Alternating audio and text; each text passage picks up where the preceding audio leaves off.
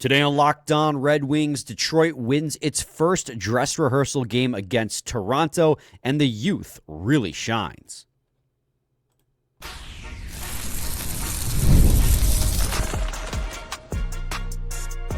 You're Locked On Red Wings, your daily podcast on the Detroit Red Wings. Part of the Locked On Podcast Network, your team every day.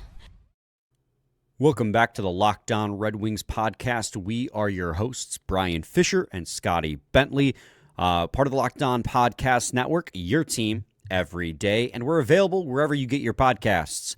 Scotty, Red Wings won their seventh preseason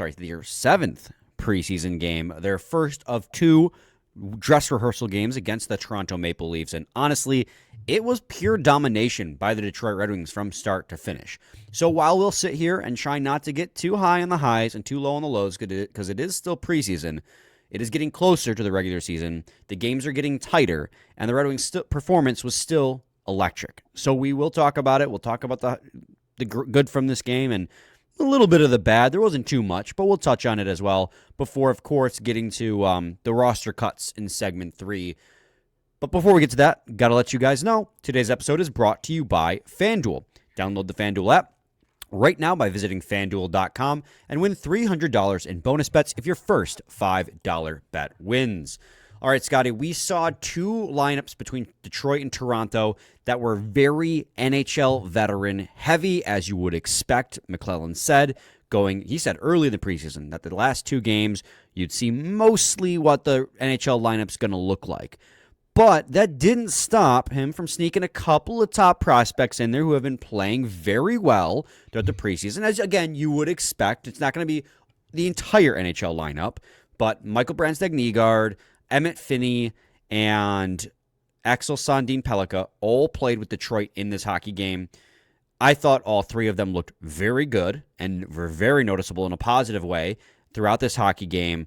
And I'm sure we'll talk about all of those guys. But before I get ahead of myself and I just start rambling about the game, why don't you give us your difference maker?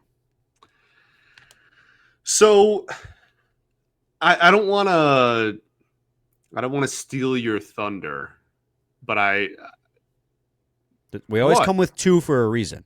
So you can steal my thunder. Okay, I'll have a backup. Fair. Well, because so where I'm at, this was, genuine domination. Really, the fact that the fact that this was as close of a game as it was in the score sheet is honestly just because of incredible goaltending, and eventually the seal broke there at the end. I thought the Wings were very clearly the better team on the ice for this entire game. I think if you're looking for an individual player, then Emmitt Finnie yet again is a difference maker, man. And it's not just, even if you take out the empty net or whatever, even if you take that out, you still have an assist and I think a team high, if not a forward high, in hits in this game. He was everywhere. He was all over the ice. As you mentioned before we hit record, he got moved up the top line in this game.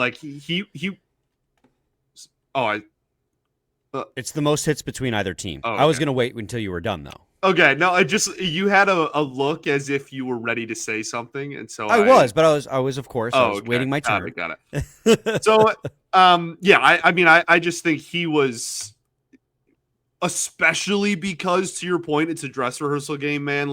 This was a really impressive performance for a guy that I can't even believe I'm saying this. Very might end up on this hockey team on opening night, dude. That is. I don't think it's very far from a guarantee, certainly, and we'll see how the last preseason game looks and goes. But I think it would be ignorant to not at least address the fact that it's a possibility at this point. And I think he was absolutely fantastic in this one yet again. You know what's funny is I'm further ahead of this on you.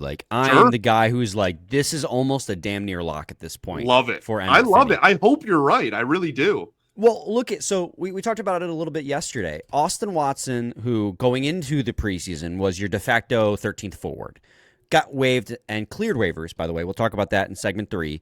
A little tease for you guys. so that opened up a 13th forward spot to be on this team. And in my opinion, with Danielson hurt, it was coming down to Carter Mazur or Emmitt Finnie. And obviously, we're huge Mazur supporters. I thought Carter Mazur going into the preseason would supplant Austin Watson. But obviously, he'll be up at some point. Yes, he's an NHL player. But as the preseason has gone on, Emmitt Finnie his stocks have gone to the moon. Like, he is playing phenomenal. And, he faded a little bit in the last couple games. Not that he was playing poorly, but he just became less noticeable. And I almost wonder if, there was a sit down and it's like, listen, you're playing really, really good. Because Emmitt Finnie, for who he is and where he was drafted, he's going to have to continue to prove it every single night to stick on this roster, even after the regular season begins. Like, his job, his earning his spot on this roster doesn't end on game one if he makes the team. He has to continue to do it to beat out the stigma of being a 7th-round pick, right? Having just 10 professional hockey games before this with Grand Rapids. It's going to have to be continual, so I almost wonder if he was sat down. It's like, you are playing really, really well, but we need you to unlock another gear to, ensure to us that you're ready. And it felt like he accomplished that in this game. He had a secondary assist on the Dylan Larkin goal. It was a nice cycle play by the Detroit Red Wings in the offensive zone, where he fed the puck to Schrott took the shot, Larkin deflected, then got his own rebound. Secondary assist. Got an assist. It was nice. Then he got the empty net goal. I'm not going to besmirch him for the empty net goal because he earned that goal. With how well he played, that goal felt very earned for Emmitt Finnie. He also had 4 shots on forward, which is tied for second most among anyone on the team, only behind Alex DeBrincat, who had 5. He was all over there was that one point I tagged, Red Wings prospects on social media, and I was like, because they clip a lot of highlights that, aren't goals. And I said, can you clip that shift by Emmitt Finnie? Because in that one shift, he skated full tilt up and down the ice, creating opportunities in the offensive zone. I'm trying to have it written down here, I believe. Yeah, it led to a beautiful, this is right after he got the secondary assist on the Larkin goal, too. It was like his next shift. He made a great forecheck to get possession down low behind the net, fed a great backhand pass through the crease to Simon Edvinsson, who got stoned by Stolarz, who was great all night. And then he busted butt all the way back down to make sure he was back in defensive position in the offensive zone, to then start another rush going back up ice before coming all the way back. And it's so funny because at the end of that shift, he's in the defensive zone in position, but he's not like digging for the puck because you can literally see him heaving for air. Like, his shoulders are like comically going up and down because he just left it all out on the ice and he was just trying to survive until he could change for his next shift.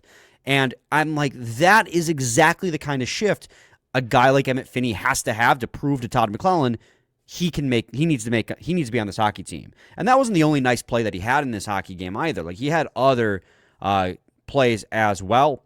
But it's just those moments really stand out in my head as like, okay, he's a damn near lock. Like, if he comes back out, if he plays on Saturday, and at one point, again, he got promoted from the 4th line to the 1st line in this hockey game when he got that assist. So clearly there was a lot of line juggling in this game. He's got the versatility to play anywhere in the lineup. He brings a style of game that the top line desperately needs in a heavy capacity in the corners. He's got a lot of foot speed, more foot speed than Andrew Kopp, and I do think that is important. Not that I'm bemoaning Andrew Kopp's performance. I think he's acquitted himself nicely on left wing 1, but I think there's more value for him at center on the 3rd line. His ability to play up and down the lineup, I don't believe he has an entry-level contract slide, which means the clock is starting anyways, so you don't have to worry about like burning a year. He's got waiver exemption, so you can, if he does make the team and you find out later he needs more time to mature in the Grand Rapids Griffins organization, you can send him down without worrying about losing him. Like, to me, I'm finding a harder time discussing reasons he shouldn't make the team at this point over reasons why he should. It just, with how he's performing, a lot of my doubts are starting to fade. And maybe I'm buying too high in preseason stocks of a 7th-round prospect, but I think a lot of people in the fan base would agree. In fact, I know Ryan Hanna, Wind Wheel Podcast, one of our contemporaries, great podcast. Give them a listen as soon as you're done with us, if you can find the time. And he agrees. Like, I saw him tweet, like, you can't send Emmitt Finnie down or something along those lines after this game. And it's just, they're so good. He's so good. So I rambled. I didn't even get to my difference maker, but Emmitt Finnie, Finsanity, as it's being claimed on social media, is insane right now. It absolutely is. Anyways, let's head to a quick break, Scotty. When we return, I'll get to my difference maker, and then we'll talk about other notable performers and performances from this hockey game. Stay tuned to Locked On Red Wings. The NFL season is here, and FanDuel has an offer you don't want to miss. Right now, new customers can bet just $5 and get $300 in bonus bets if you win. That's right. Pick a bet, put down $5, and if it hits, you'll unlock $300 in bonus bets to use across the app. You're going to love using FanDuel because it gives you so many ways to play. You've built parlays, you can try player props, and even follow the live lines during the game. It makes watching football even more exciting when you've got a little something riding on the action. Whether you're a casual fan or love driving into the stats, FanDuel makes the game day experience so much better. So what are you waiting for? Visit FanDuel.com to download the FanDuel app today and get started. All right, segment 2, Locked On Red Wings podcast. All right, Scotty, my difference maker in this hockey game is Todd McLellan. And I mean that because I have really, this is another thing that I was talking about very heavily on social media before we recorded, is that I've really fallen in love with this team's style of game here in the preseason. You know, we saw a very conservative hockey team under Derek Lalonde, and he's flipped the script. And we've talked about it before on this podcast. But this all-gas, no-breaks performance by the Detroit Red Wings that we've seen multiple times in the preseason, like this 43-shot performance by them is not an outlier. Like, they've done this multiple times because they forecheck so hard. They force turnovers. They keep the puck in the offensive zone. They're aggressive in the neutral zone. So they have the puck more often, which then thereby exposes their shallow defense less in the defensive zone because you have the puck more. It's working for them because they're an offensive-oriented roster. If you look up and down their lineup, it's a lot of guys who want to score goals. Yeah. In the the guys who are going to get the most time on the ice at least. Right. So we've seen it a lot this preseason. We've come to love it. And this game as a dress rehearsal, like, kind of reinforces this might work. Again, trying not to get too high on preseason performances, but knowing this was a dress rehearsal, knowing this isn't the first time we saw this, I think if this is anywhere close to how they're going to play in the regular season, I think this team's going to be a lot more fun than maybe we thought they would going in. Doesn't mean that their blemishes are gone, their holes are gone. They still have very glaring holes on their roster, but this style of play may help, compensate, cover up for those holes a little bit. So I think Todd McLellan he came in here, he said when he got hired, my job is to find a style of play that suits this team. And so far through just the preseason, and again, always keep that in mind, it's just the preseason, but in the preseason here, I've really liked the mindset and the play style this team has taken on. 100%. And that was one of the things that when I was going back and forth on which difference maker, mine was going to be the forecheck specifically. So I guess, to some extent, we just had the same two difference makers, and I think giving it to McLellan makes sense there. But yeah, man, this style, this very aggressive go and apply pressure on the puck handler style, I think truly is, I think you worded it well there, like it truly is necessary given how shallow they are on the back end, right? We've talked about that all summer.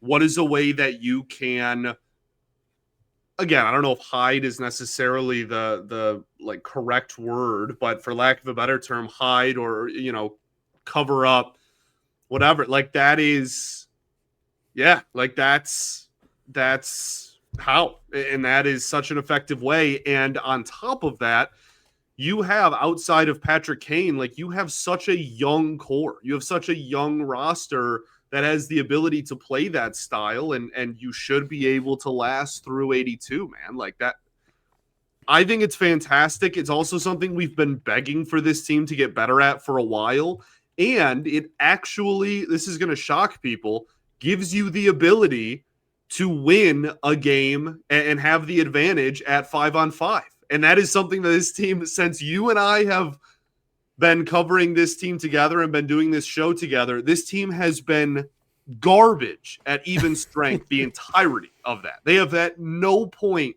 been even a league average, even strength team. And so I think that is the most exciting part, right? Like last year, you saw the steps forward taken on the power play. It was one of the best in the entire NHL. Obviously, the penalty kill was an atrocity. You hope that can get fixed. But if you have even a league average to slightly below league average kill, the power play continues to be dynamic, and you have this style of play that can lead to effective, high-end advantage 5-on-5 play, and you have John Gibson in net for 2/3 of the year playing like we know that he can. That is how you start building a team that could actually exceed expectations and get back into the postseason. Those are the types of things you need. You need to think outside of the box and think of ways and strategies and personnel groups, whatever, to again, flourish despite your shortcomings when it comes to roster construction. And that is, so far in the preseason, what they have done. Now, ultimately, they're 0-0 in the games that count, right? We will see what happens. Right. This is certainly a Maple Leafs team that was not, I don't think, trying their hardest. They didn't have a lot of fire in this game. But for a group that was largely going to be the opening night roster, I think it's very encouraging to see what we've seen so far this preseason. Yeah, and Scotty, you were talking about the 5-on-5 performance. So the Red Wings finished this game with 43 shots on net officially. 30 of those came at 5-on-5. They outshot the Maple Leafs at 5-on-5 30-16. So again, preseason performance. Take it all with a grain of salt. But it's also okay to recognize I like how they're playing. And it's okay to enjoy it. It's a preseason win, but you can still enjoy a W for the sake of it being a W.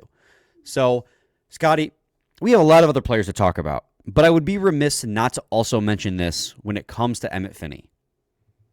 Emmitt Finnie, as of right now, is the nightly leader on hockey stat cards in game score. Now, I believe there are a couple games, maybe still, actually, no, these are all East Coast games. These games might all be done. Yeah, there's a game in Utah being played, and there's a game in St. Louis being played. So the night's not over. But as it is of 10:18 p.m. Eastern Standard Time, the Emmitt Finnie leads the league in nightly game score at 3.36, obviously leading the Red Wings in game score at 3.36. Simon Edvinsson, Ben Sherratt, Travis Hamonic, all behind Emmitt Finnie as the best skaters according to Hockey Stat Cards. Also 2, 3, and 4 on the nightly skaters chart across the league, something that's crazy to look at. But he was also second on the team in expected goals for percentage in tonight's game at 5-on-5 with an expected goals for percentage of 90%, and second on the team in Corsi for percentage, and that's just shot attempts. Again, it's not really an advanced analytic. It's shot attempts, 78%. Emmitt Finnie led the team with the eye test. He led the team with the points in this game, and he led the team with the advanced analytics. He's got to be on this hockey team, man. I'm fully on board the hype train. And again, that is when you look at teams that exceed expectations, right? Or teams that finally break out of that mediocre kind of middle of the pack, right?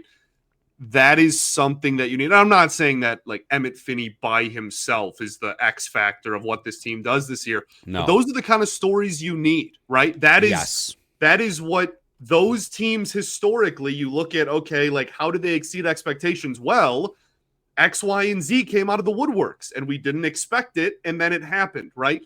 Emmitt Finnie's a guy that we literally did not mention all summer until training camp as a legitimate, contributor or factor on the team this year. And now there's a legitimate chance on opening night he's playing top line.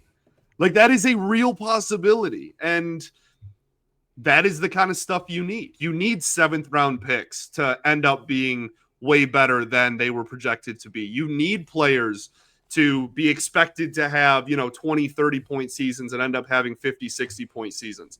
That is what needs to happen. And so far this preseason, you're not only seeing that from the personnel side, but you're seeing the X's and O's and kind of the strategy that they're playing with on a nightly basis lead to a lot of production from top to bottom as well, man. I'm fired up. Okay. Let's go. Tigers Preseason win. The Wings look fantastic. The city's got a lot of momentum going for it. I am absolutely amped, dude. I'm ready. Christian McCaffrey has me 21 points.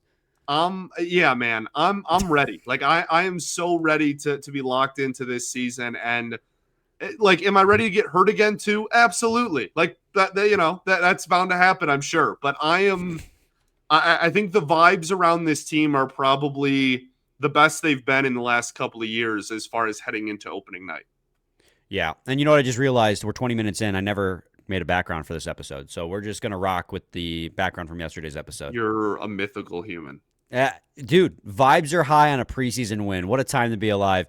Scotty, we still have a whole we spent 2 segments on our difference makers. That's how you contributed the few minutes of it. We'll spend segment 3 on there's a lot. That's a shame too. Is like it feels like we're not going to be able to give everyone the love they deserve in this episode. So even if we don't talk at length, even if I don't talk at length about other players, like that doesn't mean I didn't like what they see. It's like what we saw. It's just that there's not enough time in any given episode in games like this where everyone performs so well. So we'll head to segment 3. We'll cover everything else that we thought we liked in this episode. Stay tuned to Locked On Red Wings.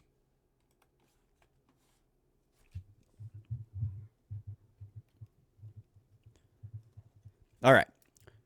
I thought if Emmitt Finnie is an absolute lock, in my opinion, to make this roster at this point, I don't think MBN and ASP are very far behind. I also loved their games today. ASP on power play unit 1 on the flank is not something I had considered. Like, it's so funny. The standard in the NHL is one defenseman on the power play and then 4 forwards, that I'd completely neglected the idea of going back to like the classic 2 defensemen on the power play, one of them on the flank. And it makes so much sense with the shot that ASP has and the vision that he has for him to be on one of those flanks, maybe as a quarterback too in the future, but right now you have more at Sider. I thought he looked really good in the offensive zone. I thought he looked fine in the defensive zone too.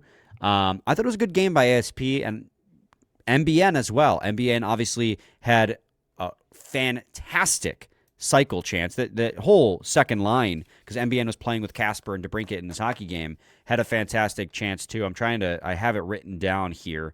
DeBrincat carried the puck across the blue line. He got it low. He cycled it behind the net. Then he passed it to the middle to Michael Brandsegg-Nygard, who passed it back along the boards to Albert Johansson, who then passed it to a Marco Casper, who was breaking down the middle for a great scoring chance. It was a beautiful play. And then he, of course, had the primary assist on a no-look behind-the-back pass to Alex DeBrincat for what ended up being the game-winning goal. So both of their performances were really good, and I have to say, and I did not expect to say this preseason, I think both of them are further ahead in their development than I thought they would be. I think that they're right behind Emmitt Finnie and Nate Danielson and Carter Mazur for like being NHL ready. They're a lot closer than I thought they were. Yeah, so the big one there is ASP for me. I mean, that's a guy that at the beginning of the preseason, I remember talking about based on like camp, red and white game. I don't remember how much playing time he had there, but I remember in his first preseason game specifically kind of talking about, you can see the shortcomings still, right? Like you can see what he still needs to work on. You can tell that he's not NHL ready. And in the span of, 52 preseason games, I guess, but like in the span of the rest of the preseason, I completely agree with you. I think in this game, this was the best performance he's had wearing a winged wheel sweater. And I think that it's a lot in a short sample size, right? He will go to Grand Rapids. I'm almost certain of that. And you hope that he can make that, a consistent night in and night out thing. But I completely agree with you. I think he looked way more comfortable in this game. And I think that you are really seeing the high end kind of flashes of what he can bring to a blue line as kind of a quarterback facilitator. And that's really exciting. And then, MBN's just been a stud all preseason. I've really liked what I've seen from him pretty much since camp started. And it doesn't always lead to point production. So it's not always something that, people are going to talk about or that we talk about, but he plays a hard-nosed brand of hockey. And as we saw in the 6th preseason game, he's got a heck of a shot too. So yeah, the kids are all right, man. The kids are all right. It's exciting. Right. Simon Edvinsson, first game back after an injury. So his first look at preseason hockey, trying to get his legs back underneath him. What'd you think of his performance in this one? Yeah, fine. I mean, again, you're really more than anything. I'm not worried about him being really good this year. Like, as long as he stays healthy, that's all I care about. In preseason, I'm just looking for him to, again, just appear to be regular season NHL ready. I don't really care about the performances necessarily. Mm. He had a couple of really good opportunities. He shot one off the near side post. Obviously, there was the opportunity that Emmitt Finnie fed him, I believe, in the second period when it was part of that really long Finnie shift that was really good. Mm-hmm. He leveled Matthew Nyes at the end of the first, and then Nyes came back and elbowed him in the face and got himself a double minor.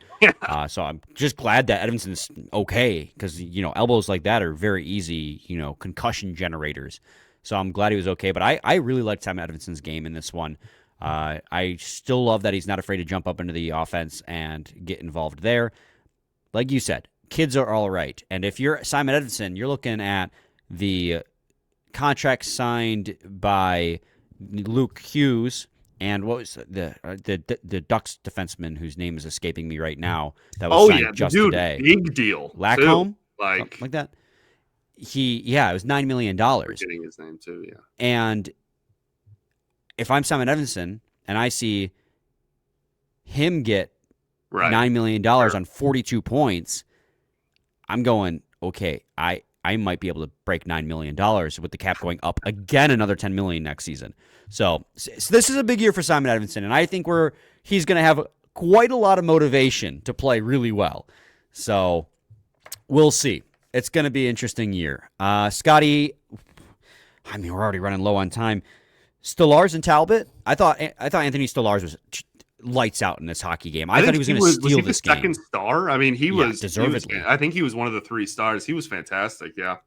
I thought he was going to steal this hockey game. I legit thought the Red Wings were going to play like one of those games where you just outplay the opponent and the goalie steals it. I mean, I said at the top of the show, right? Like the Wings dominated this game, and the box score doesn't. The final score rather doesn't really maybe seem like that. And his expected goals against in this hockey game in all situations is 5.63. Yeah, the Wings only scored 2 on him. That's actually disturbing. Yeah. His goal saved above expected was 3.63 because one was an empty net goal, so that doesn't count against him. It's insanity. Yeah, I thought Talbot, for what it's worth, was good too. Obviously, the workload was not nearly as much, but he made big saves when he was supposed to. The one goal he allowed was an Austin Matthews rip from the point on the power play on a somewhat broken play. Do not blame him whatsoever for that. Yep. I thought they both looked good. Stolarz was lights out.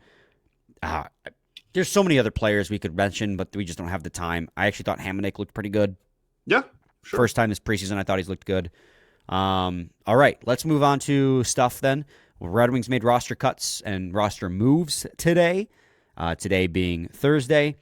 They officially reassigned Sheldon Dries, Austin Watson, John Leonard, Ian Mitchell, Dominic Shine, and William Lagesson to the Grand Rapids Griffins after they cleared waivers. In addition to that, they reassigned Amadeus Lombardi, Andre Betcher, Antti Tuomisto, and Sebastian Kosa to the Grand Rapids Griffins as well.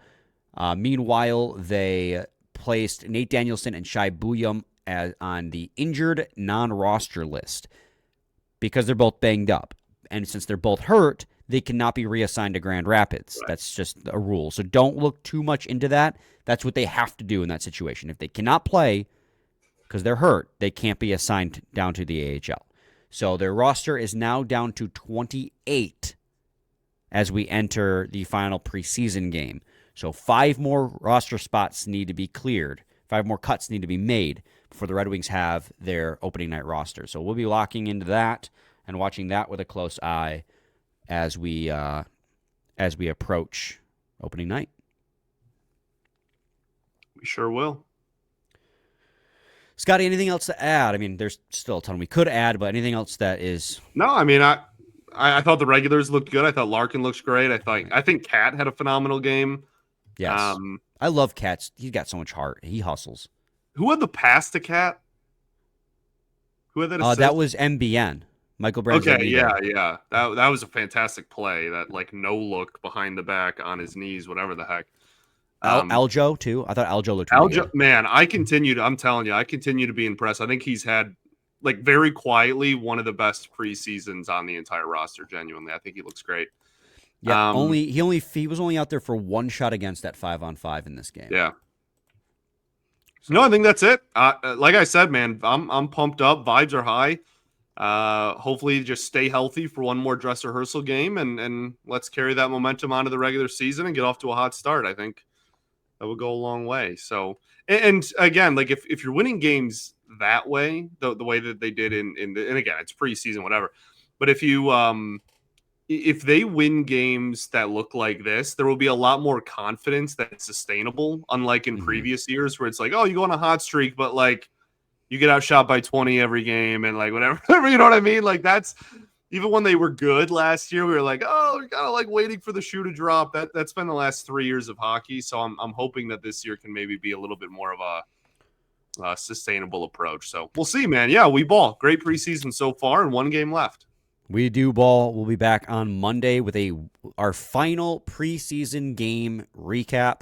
Then we have a couple days between then and the home opener where they'll be rocking the Centennial jerseys. So stay tuned for that. Same time, same place, your team every day.